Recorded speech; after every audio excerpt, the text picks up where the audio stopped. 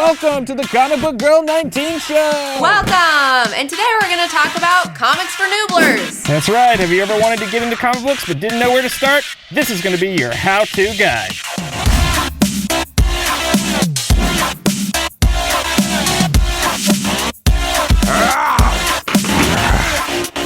So, with the Avengers movie coming out and making like $1 quadrillion, the interest in comic books is higher than ever. 5 years ago, like 1 out of 100 people would know who the Avengers are. Now everybody knows who the Avengers are. Even my grandma knows what S.H.I.E.L.D. is. That's crazy. It's nuts. Well, let me tell you something, comic book girl. I am starting to get interested in comic books for inputs from my robot memory circuits.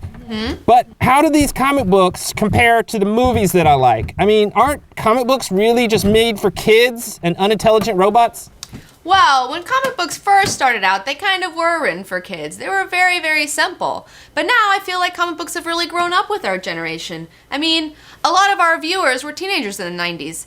And comic books were kind of like teenagers in the 90s. A lot of ridiculous, impossible guns, crazy muscles, TNA everywhere. Well, mostly T. Anyways, today, comics are out of college, just like we are. They're more introspective, they're self-realized. So what you're saying is that comic books today is one of the greatest times in their history, and it's certainly the most evolved time in comic books history. It's certainly the most evolved time in comics history. Okay, well, let me tell you something. I loved the Avengers movie, and this has made me want to know more about comic books, and I want to know more about Iron Man, but I don't know where to start. I hate being a comic book noobler. It's so lame. You make fun of me all the time. I do. Where did you start? How did you first get into comic books? Well, I got into comic books through the Saturday morning cartoon show of X-Men. I was obsessed with that shit, and there was no turning back after that. So I sought out my local comic book store. So, to start out with Robot, I would definitely say seek out your robot-friendly local comic book shop.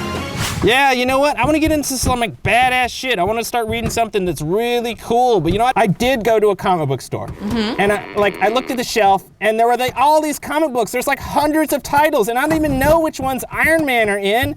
I mean, there's like issue 134 here, issue 300 here. I'm intimidated. It's too much input. Too much input. Too much input. Robot, calm down. Calm down. All right, take it easy. That's why I'm here. That's why we're doing this. I'm gonna help you learn how to calmly navigate the sea of comic books. Okay. Getting into comics, a how-to guide by Comic Book Girl 19. Number 1, pick a character/team or find a writer you are interested in and build from there. So say you want to get into the X-Men like I did, or Iron Man like the robot does. Well, it can look like a daunting task. There are decades of history.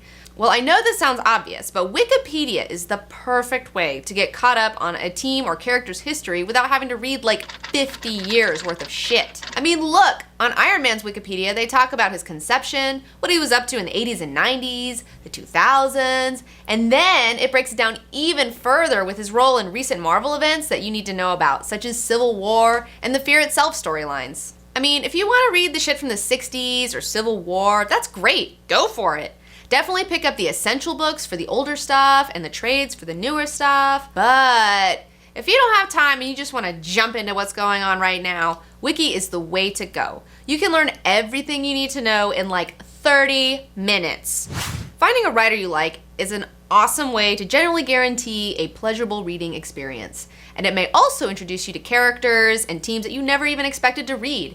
Take Grant Morrison, for example. I love that guy. His book, All-Star Superman, finally made me like Superman. I never liked that dickhead before Morrison. Also, he made me fall in love with Cyclops with his run on New X-Men. I have a crazed lust for Scott Summers now. When I was at the comic shop, the manager suggested I pick up Flex Mentallo because he knew that I dug Morrison.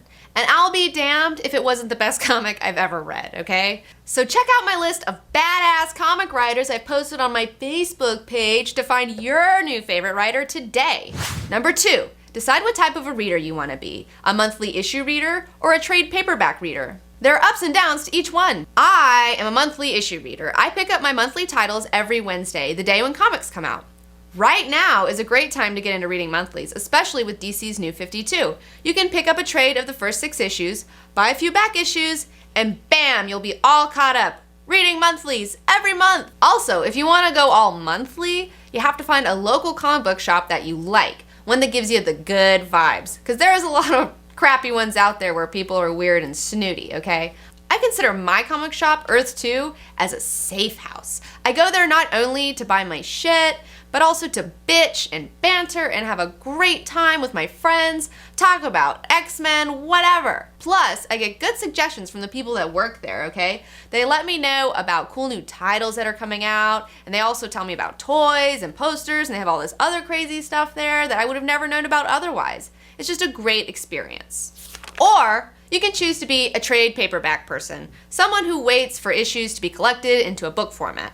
Trades usually contain about 6 issues or more, and omnibuses contain all the issues from a series.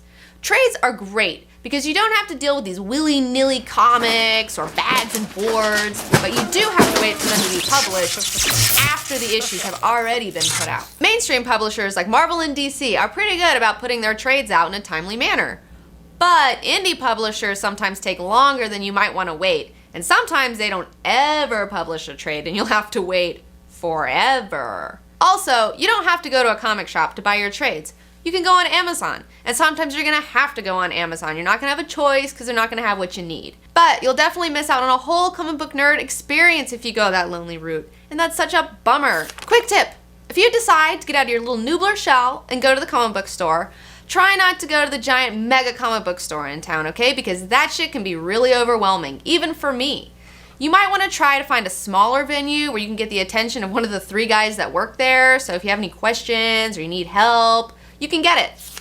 Quick tip, pick up a Marvel or DC character encyclopedia because that shit is awesome. When you get bored of watching another shitty singing show, you can pick up this coffee table book and discover obscure characters like Matter Eater Lad and find out everything you wanted to know and more about a well-known character like Cyclops or Wolverine.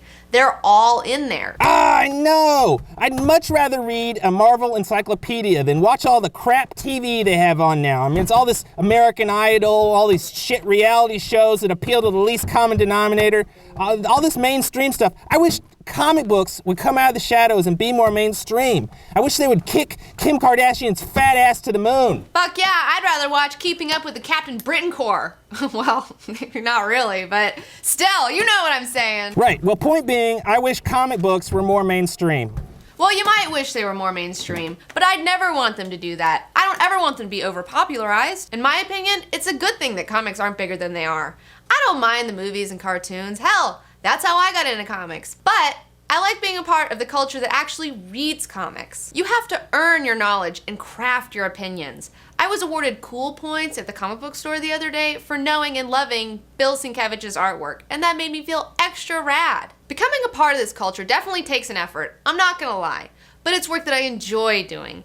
I like that comics don't come to you, that you have to go to them, seek them out, dig for cool shit, find the gems. That's why I do this whole show, because I fucking love comics. Also, do you really want Marvel and DC to start worrying about the mom demographic or the bro demographic? Ugh, not me, okay?